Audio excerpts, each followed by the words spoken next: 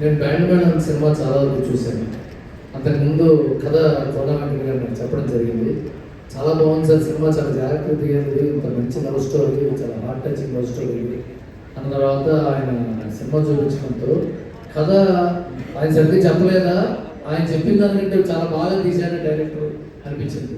చాలా గొప్పగా తీశాడు సతీష్. అండ్ సినిమా నేను సతీష్ గురించి సినిమా బ్యాండ్ మేడం జరుగుతున్న టైంలో నేను ఎక్కడైనా వెళ్ళినప్పుడు చాలామంది సతీష్ మావాడండి, మా ఫ్రెండ్ అంటే, మాకు తెలిసిన వాళ్ళని వాళ్ళకి పనిచేసేది, చాలా మంచి టాలెంటెడ్, మాకు టాలెంటెడ్ అని చెప్తూ వచ్చారు.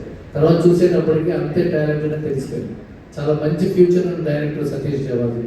అతనికి అంతే సపోర్ట్ ఇచ్చిన వెరీ గుడ్ కెమెరామెన్ సతీష్ ముత్యాల గారు. ఆయన వెనకాల ఉన్నారు కానీ ఆయన కెమెరా వెనకాల ఉన్నాడు. చాలా హైలీ టాలెంటెడ్ కెమెరామెన్.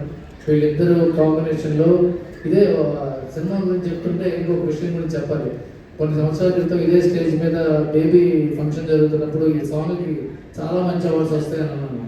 అది నేషనల్ అవార్డు కొట్టాడు విజయ్ ఆ సినిమాకి. Highly talented team, cameraman, music director వీళ్ళందరినీ ఒక తాటి మీద తీసుకుని రథసారి మా కోనా వెంకట్ గారు చాలా గొప్పగా చేశారు సినిమా. ఈ సినిమా ఎంత మనసు పెట్టారంటే ఆయన పాటలని చంద్రబోస్ గారి చేత రాయించారు, మ్యూజిక్ దగ్గర చేయించుకున్నాడు, మంచి లొకేషన్స్, చాలా మంచి లొకేషన్స్. వీళ్ళందరిలోనే ఇద్దరు చక్కటి శ్రీకాకుళం చిరుకల్ లాంటి పిల్లలు తీసుకొచ్చి హీరోయిన్లు తీసుకుంటారు.